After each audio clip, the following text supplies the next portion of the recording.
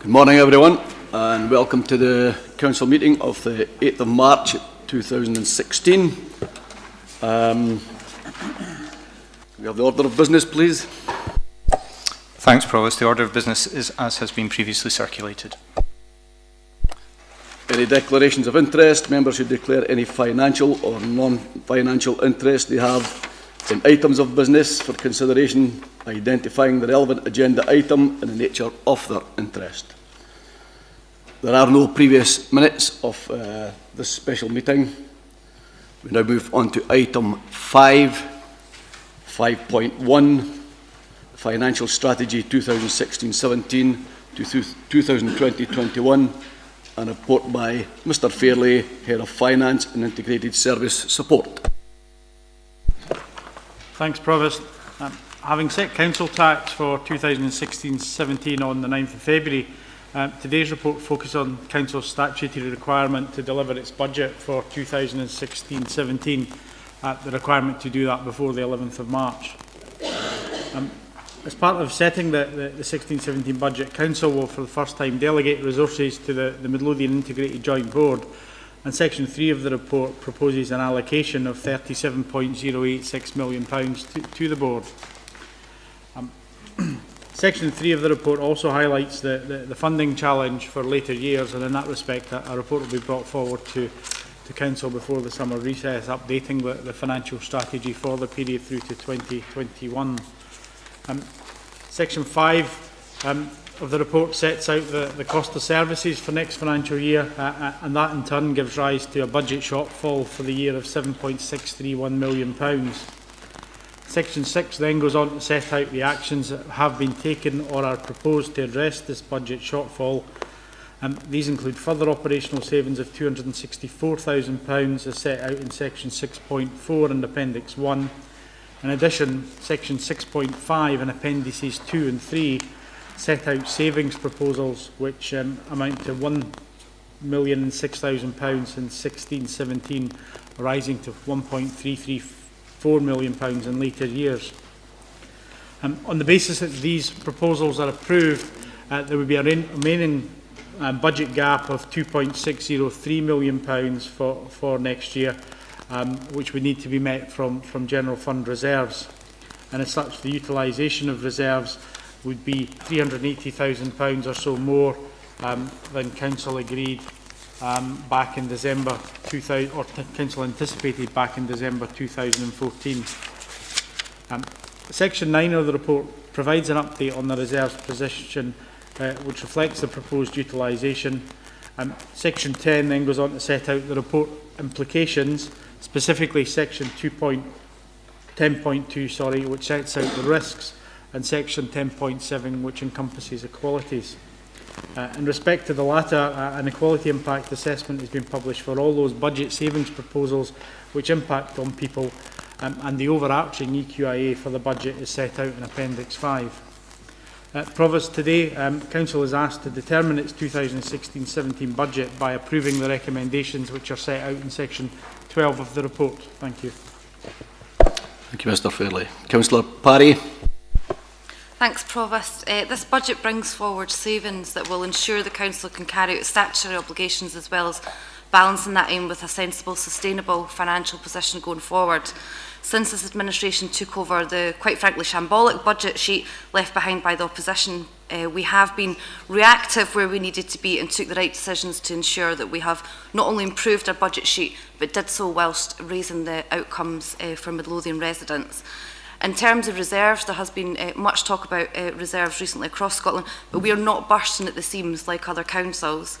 However, with the financial landscape looking bleaker than ever for families due to the Tory government reforms, backed by Labour, let's not forget, the right thing to do is to dig into the piggy bank a little, but we must do so cautiously, with at least another 4 years of a Tory government and potentially longer if we continue to rely on a defunct Labour Party or fail to gain independence in that time. In terms of the detail contained in the paper, I have no doubt that many of them will be discussed. I'll keep this brief.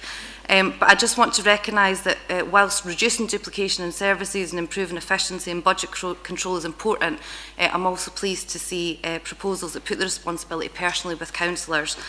At present, members' environmental funds are often unused or saved up for many years when they could be put to better use to help support our overall aims. I have no issue surrendering part of this fund, and I'd like us to go further in the future, or perhaps take a more engaging approach and look at participatory budgeting.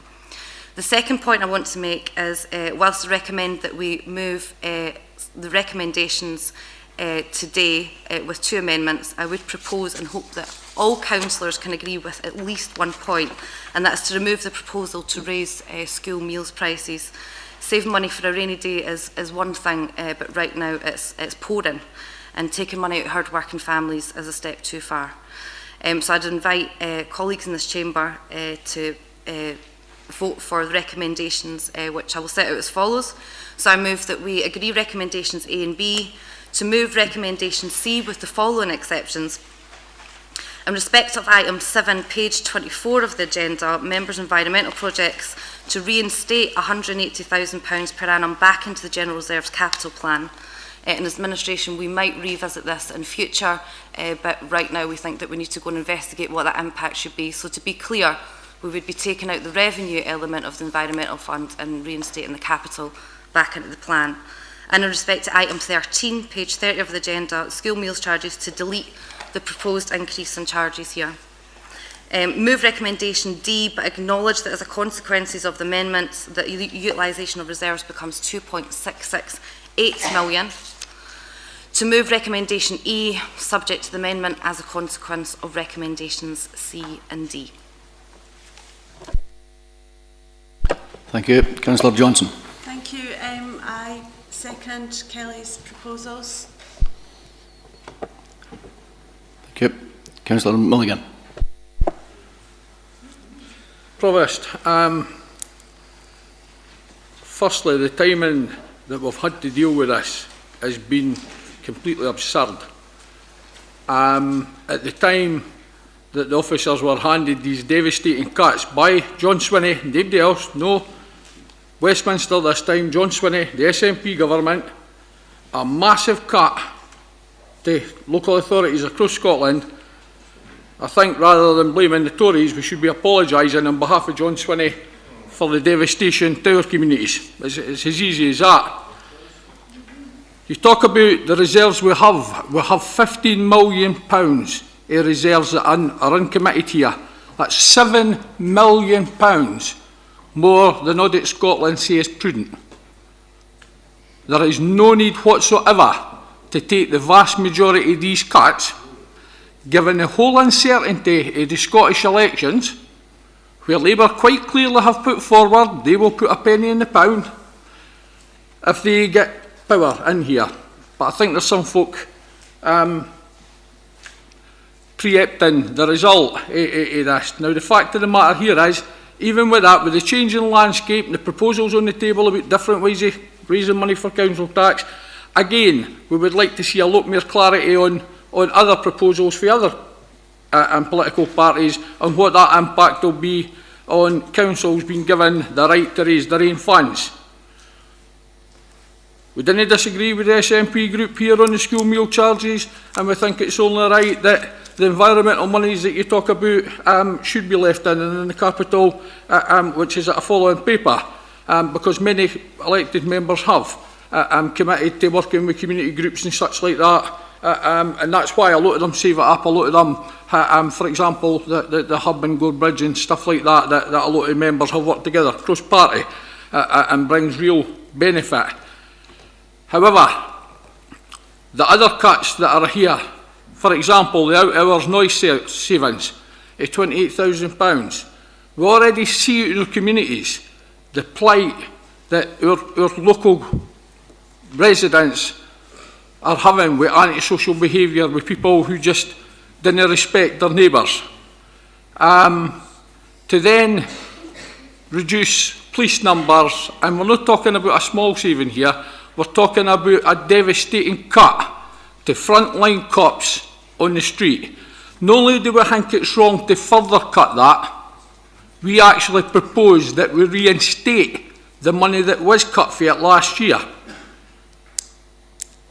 It's very, very clear to take 14 police officers of our streets at a time when our communities are actually plagued with antisocial behaviour and a real term cut in frontline police officers, with Police Scotland simply no working, failing in every aspect, it would be criminal today. And I'm going to say this, and I'm going to say this especially to Peter DeVink and Ian Baxter. If you didn't agree with anything Labour proposed here today, at least agree that we should not cut police numbers in Midlothian. And this is simple. If we agree this proposal here today, when people approach us about antisocial behaviour, criminal activity, etc., I'll know where to send them, because we struggle just now. And if we cut 14 frontline cops here today, then people are going to ask why. There's no need, with £15 million of reserves and a very short timescale to look at other proposals, at the very least, buy us a year to look at this. You have sat through the new police and fire board meetings, community safety meetings, and seen the new structure that the police have looked at. They've went from 6 police and a sergeant to 4 police and a sergeant in the community action teams, 2 of them, and down to 4 and a sergeant. That's a direct result of the £125,000 that's coming off this year. Agree to reinstate that. If you didn't agree with anything Labour proposed here today, at the very least agree that part of it. If you take away 14 frontline cops, the communities will never ever forgive you. Didn't be carried on with the spin that comes from anywhere else about police numbers at the front. At least agree with us on that, because it's horrendous. We also don't agree with the savings to DSM budgets. Effectively, they're there for teacher numbers and to ensure cover for sickness absence. I understand that there are pressures on education to come forward with savings across the board, but the reality here is we're already seeing head teachers, senior teachers being pulled into classrooms away from their jobs because they can't get supply teachers and they didn't have them. I understand the thinking of this, but it is quite simply a reduction in the money for cover for teachers, and we would absolutely oppose that. The bulky uplift charges, again, you look at the papers and you think to yourself, well, it makes a bit of sense to get some money in. Again, the fact of the matter is, we allow 1 free bulky uplift to people a year. What we're talking about here now is £20 a minimum charge, which will massively impact on the poorest of people. And what it'll really do is, it'll lead, and it actually says in the report, it'll lead to a spate of illegal fly tipping and dumping, and indeed people just putting stuff out because they have no ways and no means to take it away. The winter maintenance cuts. To cut winter maintenance by £50,000 just seems an easy let's gimme. The first real hard thump we had with some ice and snow, we seen Midlothian and parts of Midlothian, especially the higher up areas, grind to an absolute halt. People trying to get in and out of Pennycook, stuck for hours. And we're talking about cutting it by £50,000. I'm sorry, there's nothing that we need to rush to do that. Members' environmental improvements, well, I think there's enough being said on that. Again, to up burial charges just seems strange. The project slippages, yeah, that's fine. We didn't have a problem with that at all. Tone zone charges, the golden years charges, again, we didn't need to rush at this, and indeed some of the casual charges. School meal charges, you wholeheartedly agree with the SNP group that's that, and the council-wide fees and charges. One of the things that we did agree when we had the fees and charges working group is that we were going to have an impact assessment done on not just on what impact did it have in the communities, but what impact did it have in bookings for the council. Was continuing to put prices up? Was it hitting back at us by people cancelling? We've seen quite a lot of people shifting out of council facilities because of the charges. Indeed, we had the absurd factor of the community planning process that was held, the first meetings at Lastweed High School, with the education division saying to us it was too expensive to have them in the school, and they moved to St Leonard's Church. And that's the kind of effect I'm talking about. If it's too expensive for us to hire them, what's it going to be for some of the community groups? And as I've said, we would actually ask you to consider with us reinstating the agreed cut to policing, and we're there. We've now circulated the budget there. That would still leave us an uncommitted reserve of £11,898,000. I'll repeat that figure, £11,898,000. The reserves in this council always sat at £4 million, and that was always seen as being prudent by Audit Scotland, by senior officers. At a later stage, earlier in the last couple of years, they've said with the rocky climate and finances and uncertainty, they doubled that reserve that council should keep at £8 million. We're sitting currently at 15. Even with the proposals on the table here today, we still leave you just under £12 million, and I would ask you to accept our amendment to today's proposals. Councillor Muirhead. I'd like to second the Labour Group amendments to the proposals that are here before us today, and I'd like to focus on a couple of areas in particular. The first is in terms of the proposed education cuts, is the cuts to the DSM budget. We can make cuts sound as positive as we want, and we can dress them up to look like it's a positive step forward. But to have any cuts that are likely to have in any way a negative outcome, we would oppose. We're not prepared to have any reductions in the devolved school management budgets. We're being told all the time that by professionals that the most important thing that determines the outcomes for our pupils is the quality of teaching and the leadership.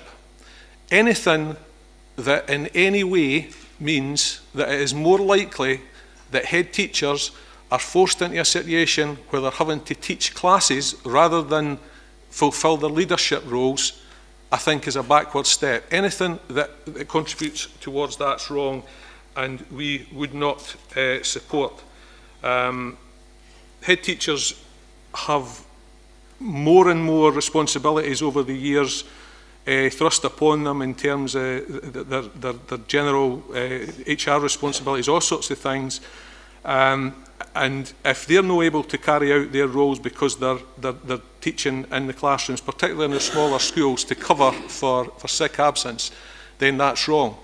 Now, I understand education are making steps to try to make the best of a bad lot by having a central pool. That's a sensible way to do it, having a central pool of supply teachers that we control. That's fine, but that support needs to be there to make it to prevent as much as possible head teachers having to be into the classrooms. The second, where they don't want to be. The second and most important bit, certainly to the communities that I represent, is the cuts to the CAT team.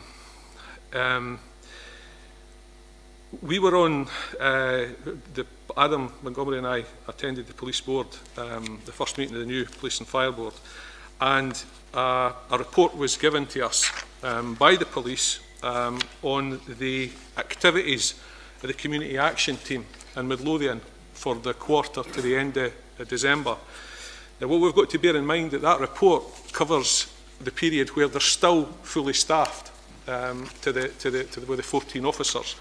The cuts that were agreed last year by the council, against our better judgment, would mean a cut of 125,000 in this coming year.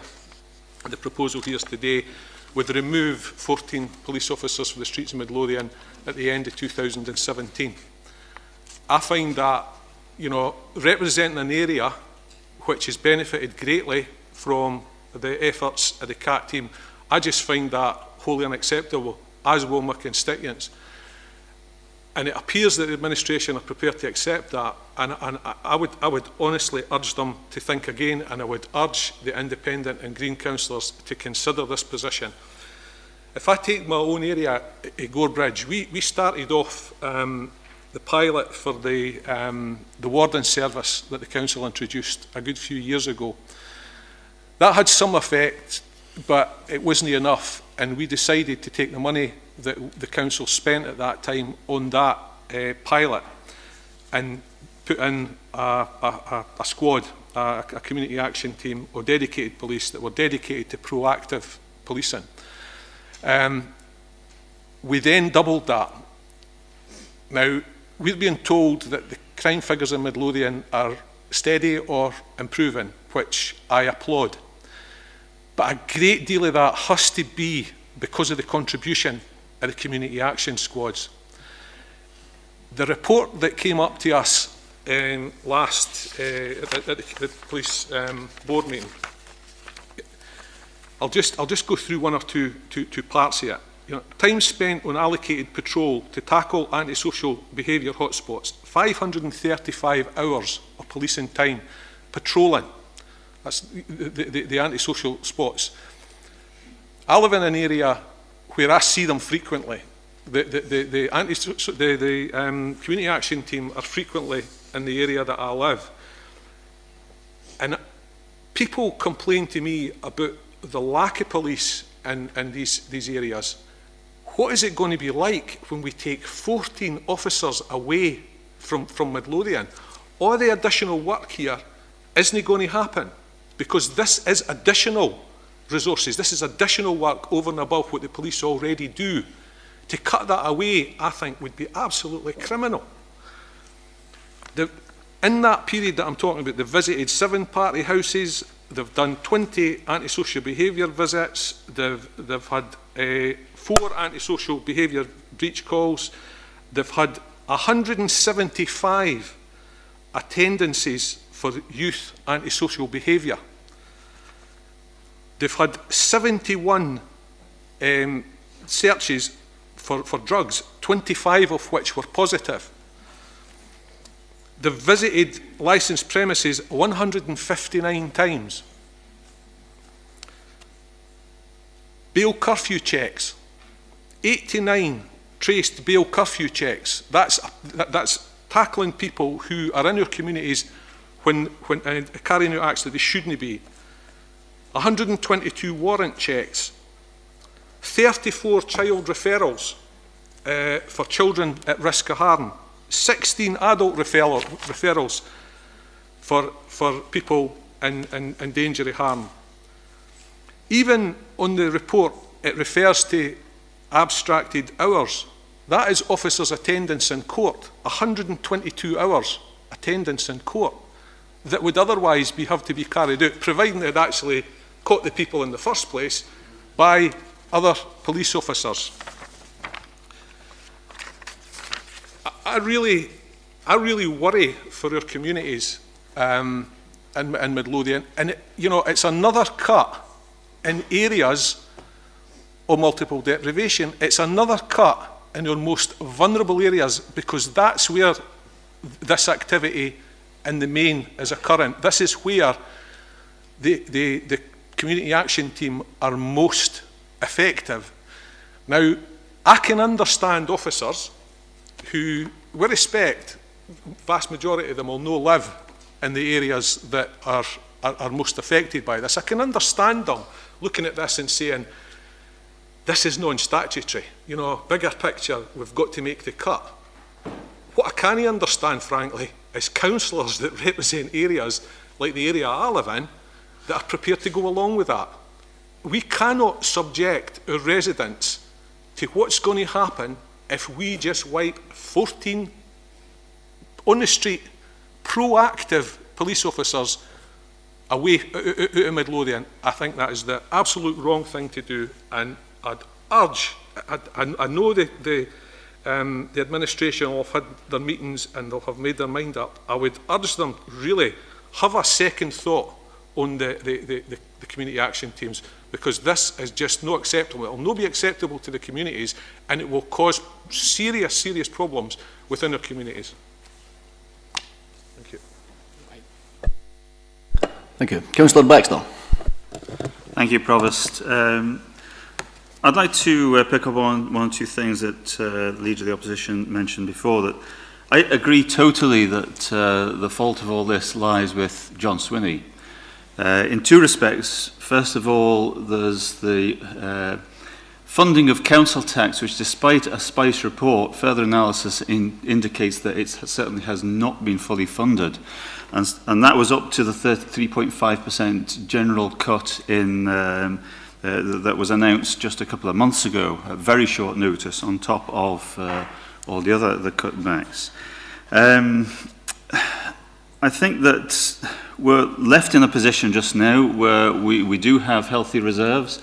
I'm very, very reluctant to eat into them any further than we are doing, and I think that the decision by the administration to use some of them now is, I think, a reasonable one to take, considering the very short notice that we placed in this predicament.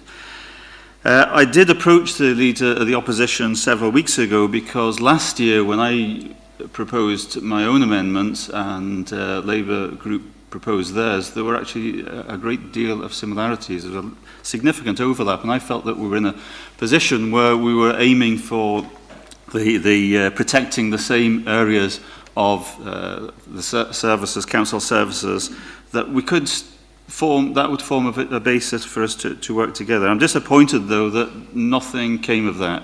And therefore, we're in the usual position of being presented with a sheet of paper at the meeting, which I really have great difficulty in accepting as a professional and adult way that political groupings should behave. When I proposed my own budget for the 2014-2015 budget, I presented it to all councillors with 48 hours notice of the meeting, so they could then examine it, come back to me, ask questions, and I could perhaps refine it in that time. And I really am deeply disappointed that any group puts forward amendments at short notice and then expects me to fall into line and to support their amendments. I'm sorry, but that is just not acceptable. Going back to my proposal back in 2014-15, if we had accepted those proposals, I don't think we would be in this position now. I proposed at the time that we would examine this council investing in renewable energy, and at the time it was feasible that this would bring in initially, on a pilot scheme, £300,000 in the second year of operation. That this would increase over time because a pilot is a pilot. We would learn from it. We would invest heavily in renewables.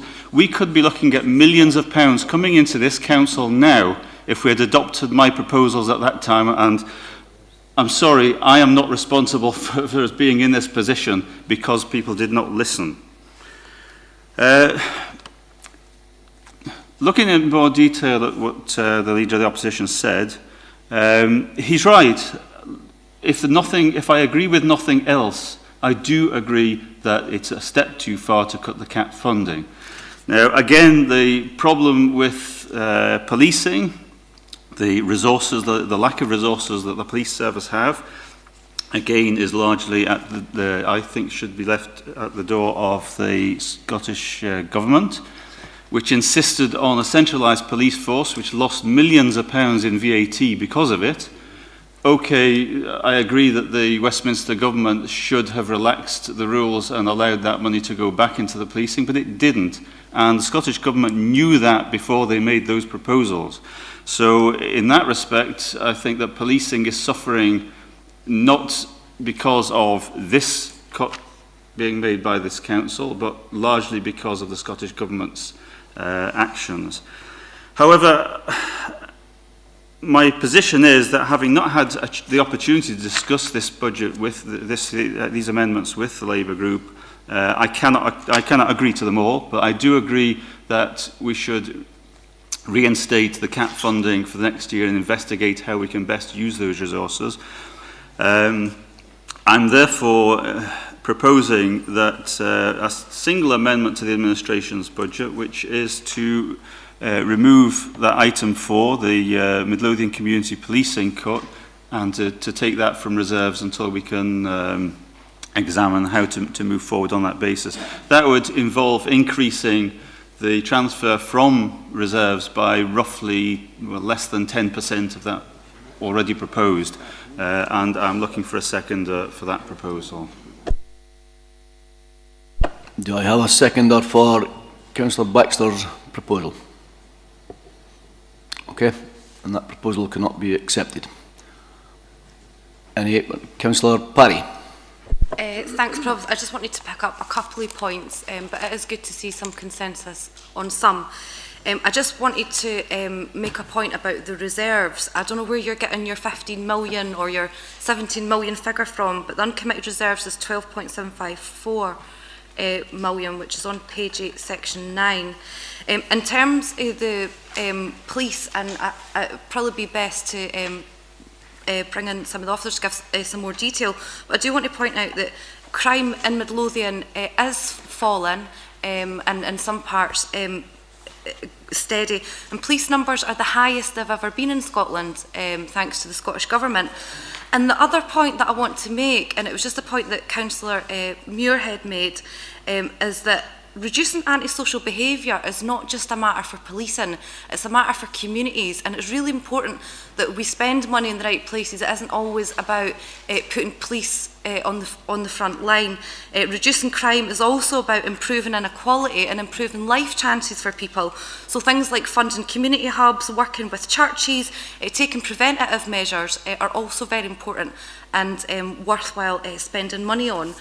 And the last point, I completely agree with Councillor Baxter. I think this is entirely inappropriate, unprofessional, and to hand down a bit of paper like this. Councillor Muirhead talked about this paper being dressed up. This is a dressed up fag packet. And it's really, really unfortunate that, yet again, the Labour group have abdicated all responsibility and produced a list of things not to do, which would simply reduce spending in other areas and has offered no credible solution whatsoever. At this point, Provost, it would be perhaps good to bring in Gary just to clarify the point on reserves and also get some clarification on the changes to CAT teams as well. Thank you. Mr Fairley. The position reserves is set out table 4 on page 8 of the agenda, and the figure uncommitted in general fund is £12.754 million. That reflects the utilisation that is required to balance the budget, the £2.603 million. Clearly the alternative motions would further reduce that uncommitted sum from the figure quoted. Thank you. Councillor Muirhead. Can I just ask Gary to clarify for Councillor Parry's benefit that the 12.754 million is after the reduction being applied for the savings figure, and therefore the figure is greater than that. And that's, I'll just refer you to my previous answer. Councillor Milligan. Sorry, can I just ask them to clarify that? Councillor Parry's comments on the other activities that are being carried out, it's not just the police. Can I just go back to what I said earlier? We introduced the community wardens, which were good. They played a reasonable role, but the reality was that they didn't have the powers to do what the police can do. And to say to anybody, we're going to cut 14 police officers and we're going to put the money into the kind of things that you're describing, isn't going to cut it with the people who are at the front end and the communities that are suffering most for the kind of behaviour that goes on, that the CAT team are doing their utmost to address. And the reason, as I said earlier, that we've got a reduction in the crime figures in Midlothian to a great extent is because of the proactive work of these teams. So I totally refute what you're saying there about the alternative methods or using this money. There is no alternative to robust, proactive policing in the communities that have the most problems. Councillor Milligan. Yeah, I think Gary's actually already confirmed that the unallocated spend before we take this paper today was £15 million. Thank you for that, Gary. Obviously, the finance spokesman for the SNP doesn't even ken what's in the budget here. Quite embarrassing. To talk about ours being the back of a fag packet, at least yours is an off packet. All you've done is put forward an amendment to an officer-run council. And that's clear as a bell. You haven't a clue what you're doing. These people here are running the council. no use. Councillor Baxter, I can only apologise that you feel that we've ignored any plea. You had a quick brief discussion with me in a shop about how we could maybe work together. And I'm going to say this, had we had any time whatsoever to actually look at alternatives, to look at being able to work like we did last year, we would have tabled this a lot earlier. We printed this off today 11 minutes before this meeting started, because a lot of the stuff we've asked for from the officers hasn't been forthcoming, not through their fault, because they've been running the same as us. They've had to put every effort in to bringing forward this paper. They've been unable to progress work that we've asked for, so we've been unable to bring forward realistic alternatives. What we're saying here is there's £15 million sitting unallocated as we speak today before we approve this paper. Even with our amendment, there would still be nearly £12 million left in. And all we're saying is, give us time to then look at stuff, give us time to see what the result of the Scottish Parliament elections are, give us time to see what the ramifications are, no matter what political parties in power, as to the way councils will be allowed to be funded in the future, and you still have 11 million, nearly £12 million in your budget to deal with. Now, at any time whatsoever, we're quite happy to look at working. Now, as I say, no matter what you do here today, to cut these police numbers, I think will be horrific. The other cuts are unnecessary. They really are unnecessary. And there's nothing whatsoever wrong with giving us a full year to look at what the impact on these would be, and indeed go out and ask your communities, because I'll tell you right now, if you go and ask your communities, should we be cutting police numbers, the answer right across the board would be no. And if you take the cut to the police today, Kenneth, you'd be as well scrapping community planning. Because quite frankly, every planning partner, every consultation we have done, anti-social behaviour, criminal behaviour, has been the highest feedback we get. Always. And I would ask you to reconsider this. We'd be quite happy to go into an adjournment to let the SNP group go back and to reconsider it. Councillor Baxter. Thank you, Provost. Just to clarify, the brief discussion in the shop was my initial approach to say, let's have a meeting. That was not meant to be the meeting in the shop, for crying out loud. I agree, we have not had much notice of the predicament we've been placed in. But some of this information has come through the Business Transformation Steering Group, which is still being boycotted, unfortunately, by the opposition. At those meetings, I was asked to approve operational savings. And I said, no, I want the full discussion to take place at this meeting.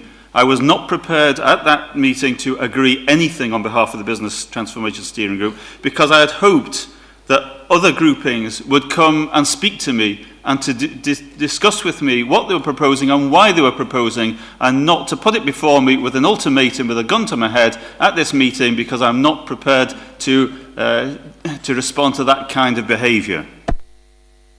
Councillor Parry. Thanks, Provost. Gary, can I just ask, it's my understanding that these particular proposals have been with the opposition since the beginning of the year. While I appreciate it might not take a year to set out, I mean, you're asking for a year to set out your proposals. Can you confirm that there has been adequate time for the opposition group to look at these?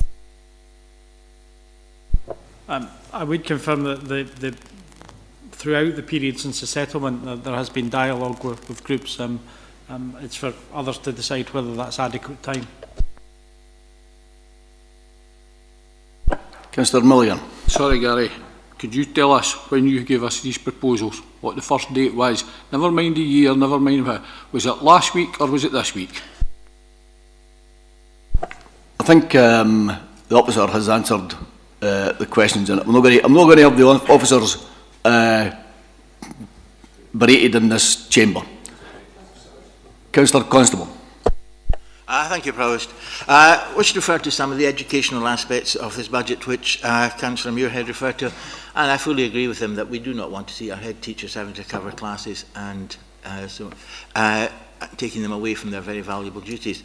However, we have been very enterprising in this by recruiting these peripatetic supply staff, in other words, offering full jobs. We did have an issue earlier on in the session We're Bonnierig Primary School. I met with the Parents' Council, and we've managed to achieve very good solutions to that problems there.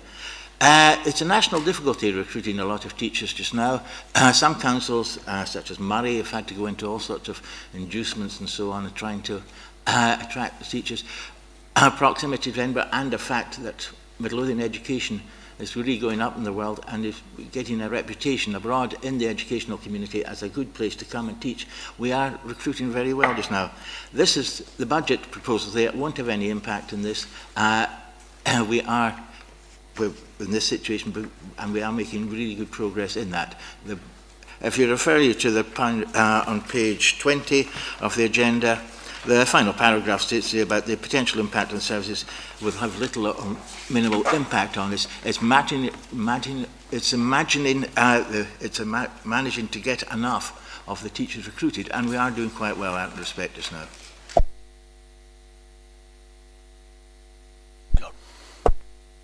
Yeah, just an overarching kind of points, but if you don't need to make cuts, you don't make them. You know, it's as simple as that. You know, nobody comes into this business to make cuts. If the head teachers are bursting at the seams, you know, with the pressures, all the added paperwork and head teacher responsibilities, and then they're stuck in a classroom for weeks on end to make their budget work on the whole school, and then to be told, oh, by the way, see how you did that, you know, voluntarily, shall we say, in the past, you're now going to have to do it compulsory. I think that sends out the wrong message to our head teachers and our schools. If you talk about taking away the revenue costs for environmental money, you know, because some members have not used it, you're punishing every community, you're punishing every ward, you know, by taking that revenue costs away.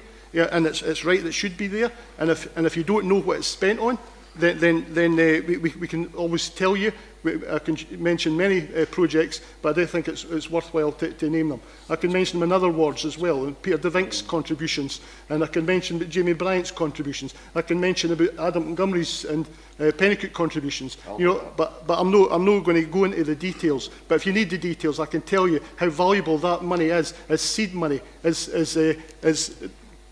development money. It's for fledgling organisations that have not got any other sources to do that. But you know, the benefits, and sometimes even cutting that, would be as a false economy to put the problems elsewhere.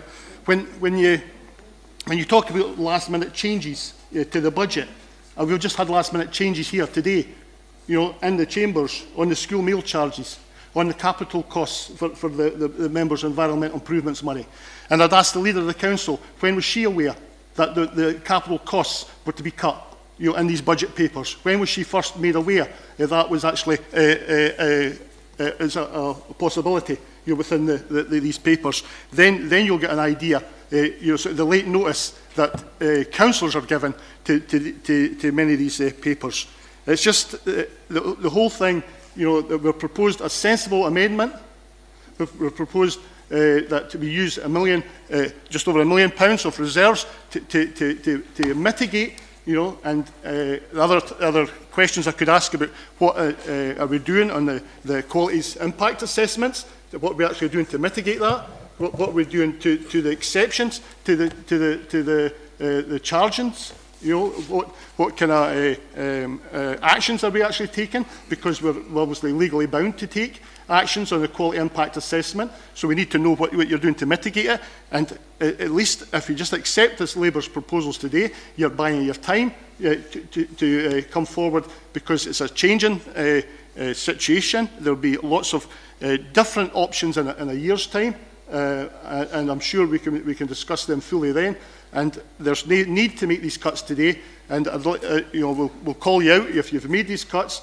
And when you even make the cuts to the police, you know, and the kind of antisocial things that they call them out to, you know, you're even reducing the noise officers in this budget that we're proposed to put back in. Then these noise officers will then not be available to go out in the evenings to you know, for these antisocial kind of maybe even late night parties to actually confirm the decibels or whatever. But you know, when you're actually reducing these kind of officers as well, and we're proposing to put it back, we're making it work, you know, and it's a sensible and it's a sensible thing. And you know, as you say, a lot of the information we're still needing to come forward with. And I just urge you, just to use your sense. If you didn't need to make cuts, you didn't make them. Councillor Johnson. Thank you very much. We were aware of the capital money and the environmental monies that the officers wanted to reduce that, and we had ongoing dialogue as soon as we got the papers after the settlement at the beginning of January, and we'd been discussing this with them. Although Jim Muirhead did bring it to my attention because he had concerns about it on, I'm not sure if it was Wednesday or Thursday last week, and I did have a very brief discussion with him. And I did also speak to officers again after that. At that stage, I didn't know that the opposition had the same concerns as us. But we did want to speak to hear what Kevin said about the antisocial behaviour things on the budget. Okay, thank you. The proposal is pretty much as detailed in the appendix, with the background clearly of the resource restrictions that we have, and in terms of it not being a statutory service, but similarly that over a 5-year period we've had a sustained reduction in the crime rate in Midlothian, also reductions in terms of fire incidents in Midlothian and antisocial behaviour itself, both at the low level, which is managed through the community safety team, and also through enforcement with our police colleagues. So it's in that regard that the proposal has been made, because there are more partners in terms of safeguarding communities than the police, but I would not dismiss the contribution clearly they make, because we're meeting with them on a weekly basis in terms of the tactical group, also monthly in terms of community safety delivery group, and collectively in terms of how we manage council tenancies where there are party houses, where there are breaches of tenancy with charges that have resulted from the police, that we also carry out enforcement or interventions where that's appropriate to either maintain or evict people as necessary from their tenancy where behaviours will not be changed. Equally, in terms of local priorities, because our service level agreement in terms of the CAT team is about the local priorities to Midlothian, and that's clearly focused in terms of drug and alcohol issues that are prevalent across the communities of Midlothian. Equally, in terms of particular incidents of domestic abuse, which is significant, one of the highest in the country, and the efforts that have been made there through the MARAC, the MATAC and violence against women arrangements, but also in terms of public protection itself in its widest sense, both with vulnerable adults and child protection. So the police certainly contribute to all of those forums, contribute to the outcomes from that, but it's with a whole range of partners within the council and third sector for victim support and violence against women and road safety who contribute to these too. So certainly that sustained reduction across antisocial behaviour and criminality is not solely down to the police, but clearly they're a significant partner. Thank you. I'm going to call Councillor Montgomery, Councillor Muirhead, and I'm going to ask Councillor Milligan to sum up for the... Okay, Mr. No, I'm going to start winding up. So if you could make your contribution now, please. Thanks very much, Provost. My comment is I always find this quite a difficult meeting because I realise it is politically charged, and that is the nature of it, and I think that's important. I've had a very interesting debate today. Perhaps, therefore, I could simply make one or two observations, Provost. I'm not inviting any response to my observations, and they're on relatively small points, I have to say. First of all, I'm sure I share with Ruth our pleasure at the withdrawal of the school meals proposal. I think that would have been very, very difficult for some of our parents and can be quite sensitive. Could I focus on three other things? The first is one that I know doesn't pull the strings of many hearts around this table. It does mine, and it did the former Director of Education, Donald, and that is the ski slope. And I realise it does come well down the list of priorities. There's just a couple of minor items that I observed. One was on page 47, which was the 20% increase in the 4-, 5-, 6-year-old ski snowboard taster course. I would have a concern there that this could see a drop-off in this. And secondly, I wouldn't like to think these youngsters were either being taught by other people or having a go themselves. So I just make that observation. And likewise, I couldn't really quite understand on page 48 the extra junior being added to a family lesson facing a 25% increase. I know these are fairly minor items. Again, on this same subject, I was delighted to see the 50% reduction in the basic costs, especially the junior one. These are the people in the future who will be leading our young people on the slopes in a professional way. So I'm very, very pleased to see that. And on the same vein, I'm very pleased to see that it's to be a 0% increase in the educational ski classes. That's where our youngsters go to use our very, very valuable resource at Hill End. I'll just finish on the Hill End thing by saying we have been very successful in recent years in turning this round from a massive loss maker. It used to lose about £500,000 when I first came along here. I remember Donald and Ogo and others got involved, and in fact, I believe the manager there, whom I met a few years ago, has done a fantastic job. At the completely other end of the spectrum, I was a little concerned at the golden years charges. There are many people of very limited means who use these. You meet them when you use them yourself. I recognise that some of them, not all of them, some of them don't have a great deal of money, and the fact they are using the facilities increases both their education, their mental and their physical well-being. So I find a bit odd the 30% increase in the tone zone for the golden years people. And I have to say, I don't often use a word like this, I find it astonishing that there's to be 100% increase in the individual charge. That is, someone using one of our facilities like the swimming pool is going up from £1, which was introduced a few years ago, to £2, which will make it very broadly similar to the actual full price charge. I just wonder the thinking particularly behind that one. I'd like to finish on a very different tact, and it really is looking to the future. And it follows reading an article about the work of Birmingham City Council. And in effect, it's really the opposite of privatisation, the opposite of privatisation. I wonder if any research has been done into looking at serious alternative income generation by the council. We have teams of expertise in Midlothian, people who provide us with excellent services, officers and the staff. I wonder if some of these services could be offered to our domestic and business community. I think, just as an example, we have an excellent gardening team. We have excellent expertise in the environment. We have fantastic school buildings which, despite our best efforts, do lie empty quite a bit of time. And we have fantastic catering teams. Now, I've only named 4 people there. I'm sure other people would name the roads people and all the other departments like IT, who all play a key part.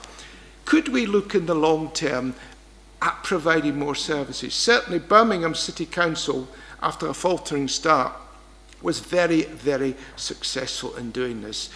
I think we're going to be faced with very difficult decisions in the future, and I don't envy the politicians on either side of this chamber what they're going to have to achieve in the next few years.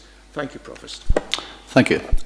I am now going to call Councillor Montgomery, Councillor Muirhead, and I'll ask Councillor Milligan to sum up for the amendment, and then Councillor Parry to sum up for the administration. Thanks, Provost. I wasn't going to actually speak, but after because we did have an amendment in about the environmental improvements, and obviously that's gone now, and I'm glad it's actually been reinstated or not getting taken out, because there's been a lot of work actually carried out. It's mostly seed money, and in fact, Councillor Rosie and myself go to see Pennycook on a Saturday, and if it hadn't been for the environmental money, the juniors wouldn't be playing. So there's been a lot of other stuff as well, and I'll not get into all that. I've been in the council for 30 years now, and I've never actually set a budget that I actually wanted to, and I find that really desperate, and that's including Labour governments as well, so I'm not having a go at anybody in particular.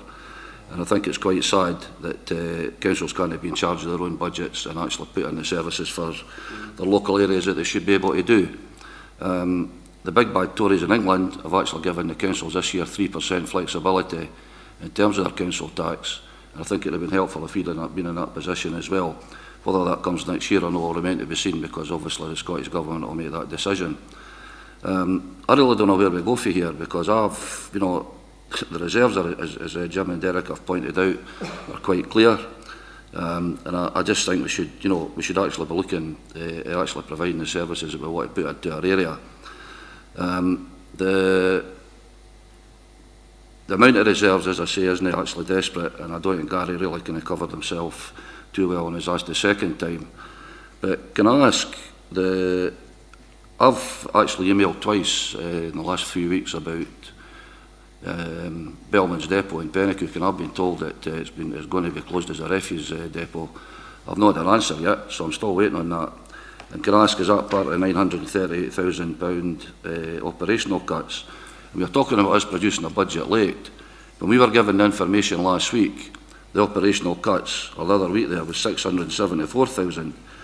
And now up to yesterday we were advised it's 938,000. So how you might produce a budget, or produce figures, or amendments, whatever you want, 2 or 3 days before the actual budget date is very, very difficult. We met yesterday, we met this morning again, so we could actually put forward the budget, because we're not getting information until late. I don't know how quick the administration get it, but certainly we're not getting it timelessly at all. So, can I ask the Bellman's Road one, is there anybody can answer that for me, because I have constituents at me who work there. It would be helpful to know. And could also ask if we maybe get any information on what the operational cuts are, because as you pointed out, Gary, and I wasn't very pleased about it, you said that would be for officers to deal with and wouldn't even need to be referred to councillors. Nearly £1 million of the cuts, and it doesn't need to come in front of the administration or the opposition. I mean, I just think that's absolutely ridiculous. So I'm asking, can I get some information on that? And maybe nobody will get it today, but I'd like to see a breakdown of it.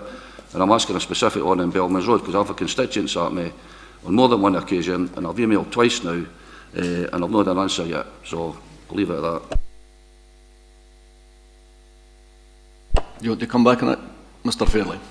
Yeah, there's been a lot of talk about the timing of the information. The savings proposals that have been put forward as part of the budget, I think, were first shared about the middle of January, and details of the operational savings were requested at that time and were provided. But I'm happy to give Councillor Montgomery further details of the analysis of the operational savings. My recollection is that it doesn't include anything in terms of Bellman's Road Depot, but I would refer to the Director who would perhaps be able to just clarify.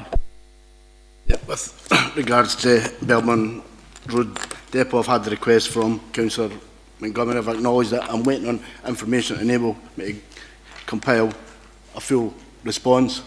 Council will recollect that Bellman's Road Depot is going through the planning process about the revamped civic community site, and again I'm happy to meet Councillor Montgomery and the constituent offline if that helps. So you'll not meet the constituent, because as an employee you certainly wouldn't want to come forward. In fact, there's more than one. So the position is we don't know if Bellman's closing or not, or I mean, is that? I didn't specifically mention you, John, because I wasn't going to do that. But now that you've come in and actually said I did email you, I mean I emailed you twice, and I can't believe that over the space of about a month I can't get a yes or no to Bellman's actually remaining open. So the situation with Bellman's Road Depot is there's a planning application submitted and it's going through due process, and there is some concerns raised as part of the planning process, and that will be a matter for the planning committee to determine. Councillor Muirhead. Provost, thanks. I wasn't going to raise the issue because it was a fairly minor thing as to whether the leader was aware that the proposal for the officers to cut the environmental members' grant, the capital side it by 10,000, whether she was aware of that or not. And to be honest, I'm a little bit disappointed that my colleague did raise the issue. However, given the leader's response, I feel I have to say something. I spoke to the leader of the council at the tail end of last week, after I believe the SNP group had had their meeting to decide what they were doing about the budget, and I explained to her my concerns about the £10,000 capital cut and the members' environmental allowance, and she argued with me that it was not the case that the 10,000 was being cut. I had to point out to her in the capital paper, which we've actually not discussed yet, that the 10,000 was being cut. She clearly wasn't aware of it, and for her to say now that she was aware of it at that time, I find incredible. Councillor Mulligan, you'll sum up for your amendment to the administration's budget. Provost, members, and especially the independent and Green member. Ian, this isn't a gun to your head. This is a proposal here to do exactly what you say. It's a plea for time for us to be able to look at this. We have asked the officers over there for different areas to look at different scenarios. We've asked for further information detailing individual budgets and to be able to dig down to them. We're laymen. That takes us a long time and it takes an awful lot of officer support. The officers haven't had the time to give us that support this year. I think I've had 2 very brief meetings with one officer to discuss these issues, and that's Gary Fairley. It's been very, very difficult to get information because the officers have been pulled elsewhere to try to bridge this gap with very, very little time to do it, because even after the announcement, we were sitting looking at what different things meant, what the IJB money meant, what money could be used to offset stuff already committed to. So we had absolutely no clear indication, not even as late as the end of January, as to what things would be. You've quite clearly heard today Jim speaking about, even at the end of last month, we were trying to make sure that we understood things and we were getting this right. We have had no time whatsoever to put forward what we would like to put forward here today. It's not a gun to your head, it's a plea to you to actually back us here today and not take these cuts when they're really not necessary, and it is a plea. Absolutely. And we talk about, you talk about wanting to discuss different options with us. That would give us that time to do that. Have focused mainly on the policing, and the reality is to have supported your amendment, Ian, would have us agreeing to increase the golden years, to agree the winter maintenance cuts and stuff like that. We couldn't do that here today. But we're willing to look at everything in line with other commitments once we have the full information for the officers. So we would ask you again not to look at this in any other way than a plea to buy us some time. We have a year. Give us the year to look at everything and to look at other areas. And if you have suggestions, we're quite happy for you to bring them forward to us, whether that's how to generate income, etc. Bring them forward. We're quite happy to look at them in any aspect. And we would also plead with the SNP administration here today, if you can't support anything we're doing today, please do not cut these police officers. Our communities need them. I'm going to allow Councillor Baxter to sum up as well. Okay. Thank you, Professor. I appreciate that. Just to clarify to Councillor Milligan, I've put forward my proposal. It did not find a seconder. I will therefore be abstaining on the general motion here. But just to say that I was in my office yesterday, I don't know what information the opposition has received since yesterday at lunchtime when I was sitting in my office, and today, which meant that they could not knock on my door. But in the circumstances, I put forward my proposal. It didn't find a seconder. I'll be abstaining. Councillor Parry, could you sum up for the... Thanks, Provost. Just to sum up, in challenging circumstances, we've put forward a budget that will see almost 200 million spent across our communities. With Westminster Government continuing their austerity ideology, we have been fortunate that the SNP Scottish Government has done all it can to minimise the impact on council budgets resulting from these cuts, and we do have to remember that the Scottish Government still has to operate from a fixed grant. This year's budget has been tough, but our SNP administration has taken this challenge head on, unlike our Labour colleagues. We've set a budget to meet the demands of the residents of Midlothian, and it's deeply unfortunate that yet again the Labour group have essentially produced a blank sheet of paper. Thanks. Okay, and we'll move to the vote. Those in favour of the amendment proposed by the Labour group, please show.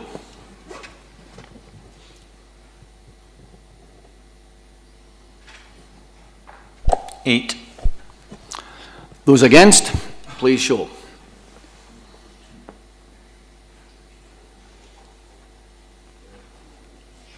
Nine. Those in favour of the budget proposed by the administration, please show.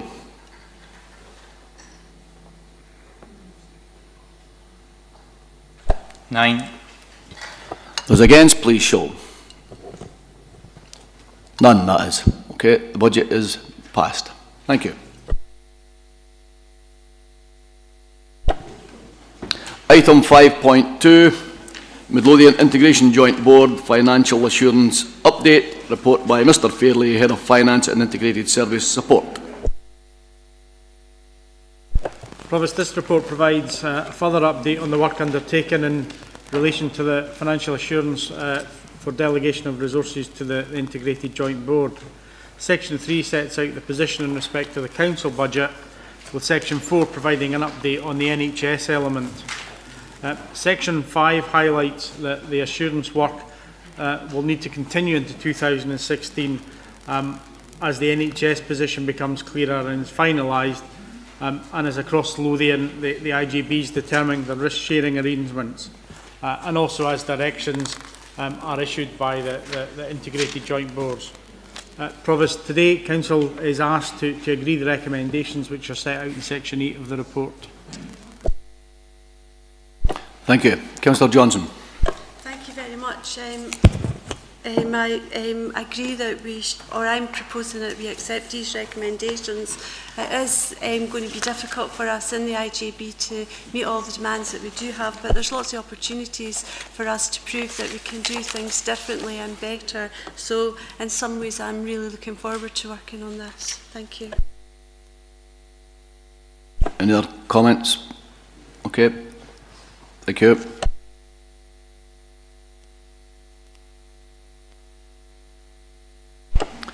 Move to item 5.3.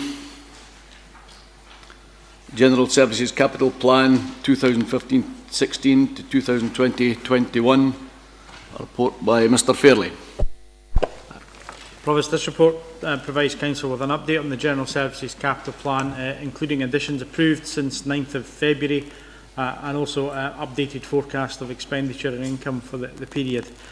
Given the motion that was passed a few moments ago in respect to the financial strategy, the plan will require to be adapted to include the allocation for members' environmental improvements of 180,000 per annum. Sections 2.2 and 2.3 of the report provide members with an update on expenditure and including proposals for 800,000 investment in school digital assets to replace assets that are at or beyond their useful life. Section 2.4 provides an update on funding reflecting the government grant settlement of 16th of December and as a consequence of that the plan reflects a reduction in capital grant from previous projections. Section 2.4 provides an update on developer contributions and other funding sources for investment.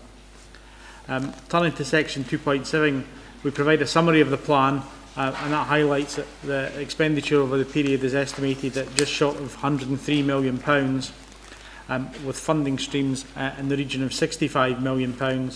And as a requirement to fund the plan, there will be a borrowing requirement of £37.6 million. And that's reflected later on in the Treasury Management and Investment Strategy.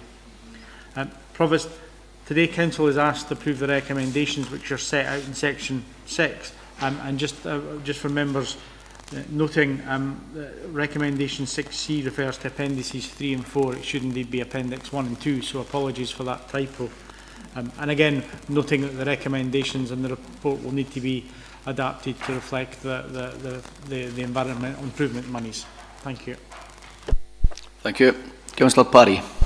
Thanks, Provost. I'm happy to move on the recommendations.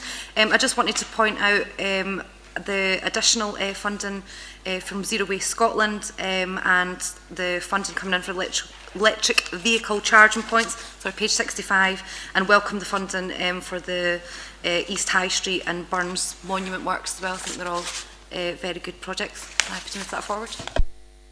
Thank you. Questions or comments? Happy. Councillor Milligan. Can I just clarify that you're moving the recommendations with removing the members' environmental fee for the cut? I'm happy to clarify, as Gary noted, that the recommendations would be as per the previous motion on the budget paper. Thanks. Okay, happy to accept the recommendations as changed there. Thank you. With the item 5.4, Treasury Management Investment Strategy 2016-17 and Prudential Indicators, a report by Mr Fairley, Head of Finance and Integrated Service Support. Thanks, Provost. Provost, this report seeks Council agreement to the Treasury Management and Investment Strategy for 16-17 and the prudential indicators that are contained within the report. Section 2 sets out the Council's current portfolio of borrowing required to fund the HRA and General Fund capital plans, together with the borrowing investment strategy for the year ahead. Section 3 summarises the prudential indicators which are set out in full in Appendix 2. Section 3 also sets out the authorised limit for borrowing and seeks approval to adjust this to £334.261 million. Provost, again today, Council is asked to consider the recommendations which are set out in Section 6. Thank you, Mr Fairley. Councillor Parry. Thanks, Provost. I'm happy to move the recommendations A, B, C and D as per page 7 to 8 of these papers. Questions or comments? Okay, Council happy to accept the recommendations. Thank you for your attendance here this morning.